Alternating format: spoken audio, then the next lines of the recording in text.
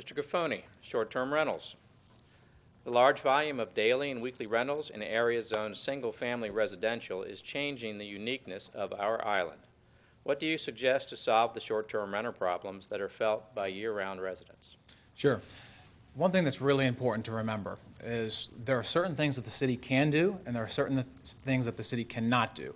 The Florida State Legislature has assumed a significant portion of authority over regulation of short-term rentals based on their duration and their frequency. So we as a city council can no longer regulate that in any way.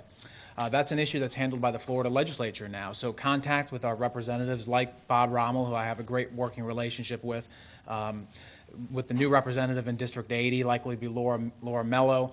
Byron Donalds will be in the United States Congress pretty soon, so he's no longer in District 80.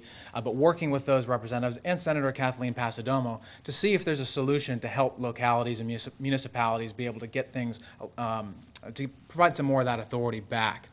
So one thing that we can do, in 2015, this was before my time on City Council, the city passed a new noise ordinance at the time, and that was being sold to the community as the solution to noise problems. The reality is, unfortunately, it didn't work out that way.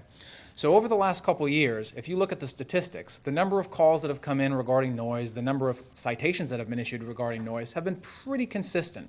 The last year, possibly due to COVID-19, we've seen a large increase in the number of complaints, and we've seen really a steadying number of citations issued. So when we attack the noise ordinance, which is one of the key problems that people complain about related to short-term rentals, particularly music after 9 p.m., that's something that we've needed to address, and then we immediately got on it as a city council. I spoke to the city manager months ago and said, Mike, we need to really think about this noise ordinance because what we have on the books is not working. So we fixed it.